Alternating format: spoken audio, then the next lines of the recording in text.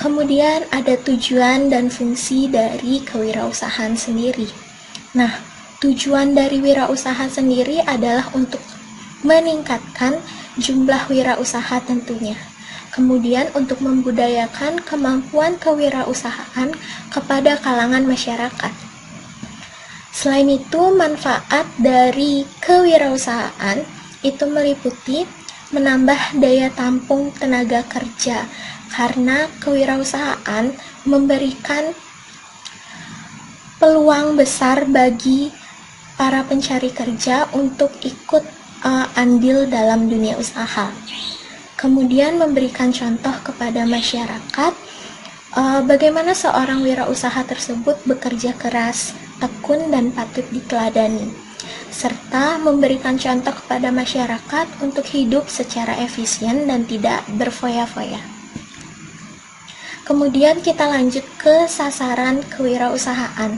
Nah, sasaran kewirausahaan sendiri itu ada 3, meliputi yang pertama ada generasi muda, di mana generasi muda ini terdiri dari siswa, mahasiswa, kemudian terdiri dari calon-calon pengusaha kecil. Kemudian yang kedua ada pelaku ekonomi. Pelaku ekonomi ini bisa terdiri dari pengusaha-pengusaha kecil dan koperasi.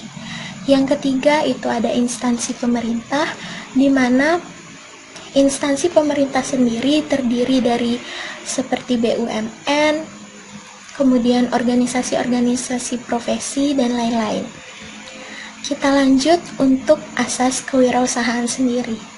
Nah, asas kewirausahaan itu meliputi kemampuan untuk berkarya dalam kebersamaan berlandaskan dengan etika bisnis yang sehat. Kemudian adalah kemampuan berpikir dan bertindak secara kreatif dan juga inovatif. Yang ketiga adalah kemampuan berkarya dengan semangat kemandirian.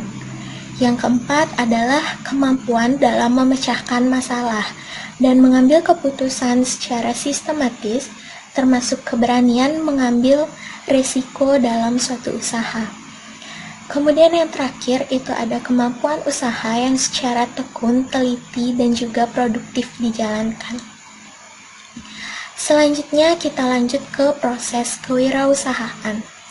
Nah, proses kewirausahaan sendiri itu dibedakan menjadi 4 fase.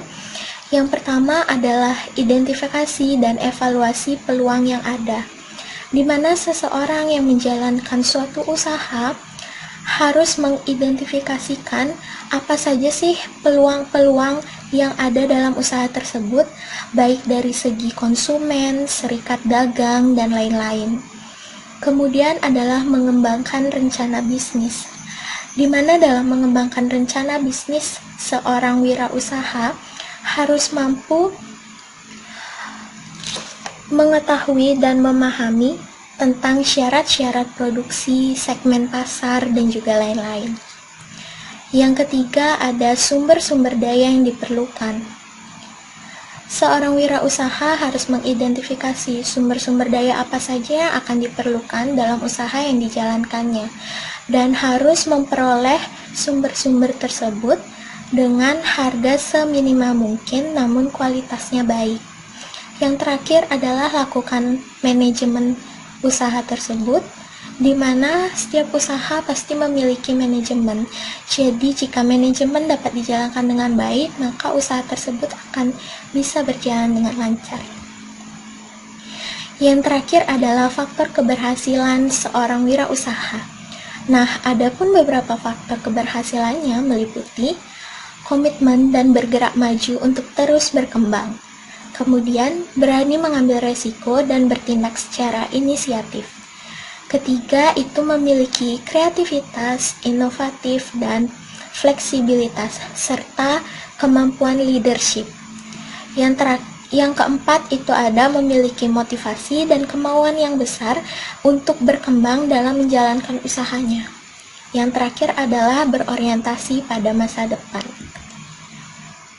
Nah, dari materi yang sudah saya paparkan tadi, dapat kita ambil kesimpulan bahwa kunci sukses dari kewirausahaan sendiri adalah komitmen yang tinggi terhadap usaha yang dijalankannya. kemudian berani mengambil resiko atas keputusan, dan jujur serta percaya diri terhadap usaha yang dijalankannya.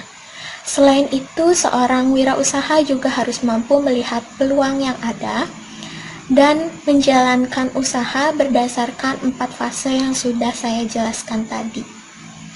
Sekian yang dapat saya jelaskan mengenai materi kewirausahaan, wirausaha, dan juga wira swasta. Maaf apabila ada salah-salah kata. Terima kasih atas waktunya. Saya tutup dengan Paramo Santi.